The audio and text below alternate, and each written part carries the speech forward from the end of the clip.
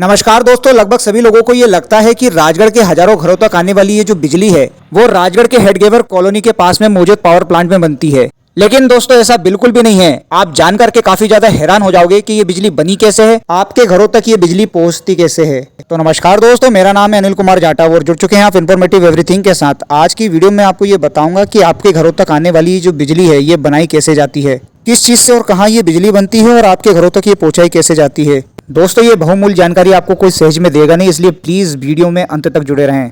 तो आइए बिना फिजूल की बातें किए वीडियो को प्रारंभ करते हैं। दोस्तों आपके घरों तक आने वाली जो लाइट है, पहली बात तो वो राजगढ़ जिले में कहीं नहीं बनती है। असल में बिजली बनाई जाती है राजगढ़ से लगभग 290 किलोमीटर दूर Shri Singhaji thermal power grid Khandwa. दोस्तों ये वही जिला है जिसे किशोर कुमार की नगरी कहा जाता है, जो कि एक मशहूर सिंगर थे और यहाँ ओमकारेश्वर ज्योतिर्लिंग भी स्थित है। तो दोस्तों ये है वो जगह जहां एमपी की पावर जनरेटिंग कंपनीज के द्वारा बिजली बनाई जाती है। यह Shri Singhaji thermal power plant है जो कि खंडवा में है। राजगढ़ मध्य प्रदेश मालवा तक आने वाली ये जो बिजली है वो यहीं बनाई जाती है। यहाँ बनाई जाने वाली बिजली केवल राजगढ़ तक नहीं जाती, ये तो कई जिलों तक जाती है। ये जो थर्मल पावर प्लांट है दोस्तों, ये 2520 मेगावाट की बिजली बनाता है।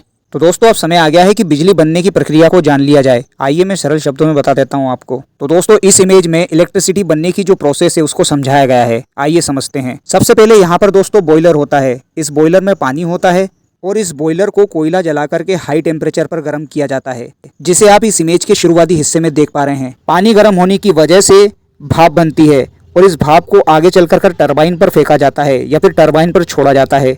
अब जो ये टरबाइन है ये एक प्रकार का पंखा होता है जिसकी मदद से जनरेटर जो है वो जुड़ा रहता है।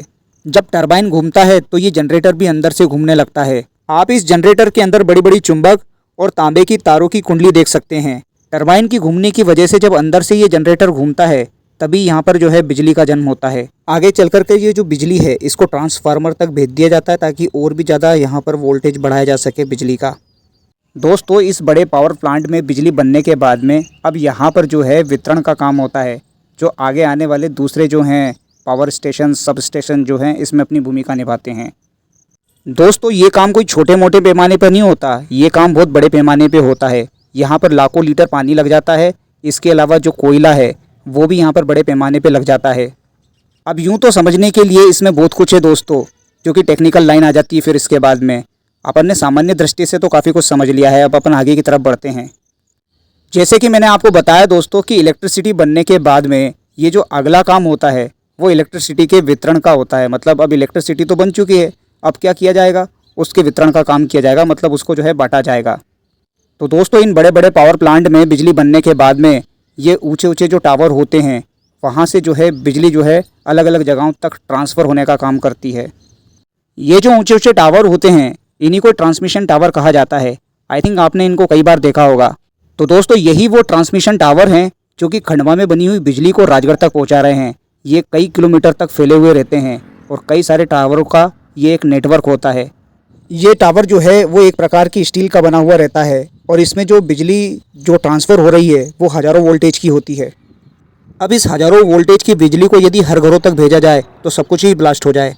इसलिए असल में किया जाता है, जो ट्रांसमिशन टावर से जो बिजली आई है सबसे पहले उसको एक ग्रिड में सुरक्षित और संरक्षित रखा जाता है। अब मैं यहाँ पर ग्रिड कह रहा हूँ पावर स्टेशंस को, जैसे कि ये सब स्टेशन है जिसको आप यहाँ पे देख सकते हैं, इसको ग्रिड सब स्टेशंस भी कहते हैं। ये राजगढ़ का ही है। तो असल में इस सब स्टेशंस में होता क्या है और इनको बनाने की ज़रूरत ही क्यों पड़ी। तो देखिए दोस्तों, जो बिजली पावर स्टेशन से बन करके थर्मल पावर स्टेशन से बन करके हज़ारों किलोमीटर की दूरी या फिर मैं ये कह सकता हूँ कई किलोमीटर की दूरी को तय करके अलग अलग शहरों तक जा रही है, उसका क्या करना रहता है, वोल्टेज कम करना रहता है। उसकी पावर को थोड़ा सा हमें विस्तृत रूप से कम करना रहता है। जैसे कि 132 किलोवाट, 220 किलोवाट शहर की ज़रूरत और पॉपुलेशन के हिसाब से। तो वो काम असल में यहीं पर होता है। कुल मिलाकर के मैं ये कह सकता हूँ कि हज़ारों वोल्टेज की बिजली को या फिर कई मेगावाट की बिजली को यहाँ पर जो है कम वोल्टेज में तब्दील किया जाता है और उसके बाद में इसका वितरण का कार्य शुरू हो जाता है। आपने देखा होगा कि आपके शहरों में कई बार लाइट चली जाती है, असल में वो लाइट यहीं से जाती है। ठीक है ना, जब भी इनको कोई काम करना रहता है या फिर कुछ भी छोटी मोटी खराबी आ जाती है तो उसके लिए लाइट गुल कर देते हैं, तो वो इसी सब स्टेशन से लाइट जो है गुल हो जाती है। तो आई थिंक आपको काफ़ी कुछ समझ में आया होगा दोस्तों। आज की वीडियो में बस इतना ही दोस्तों। यदि आपको मेरा काम पसंद आया है तो प्लीज़ मुझे सपोर्ट जरूर करें दोस्तों। धन्यवाद दोस्तों।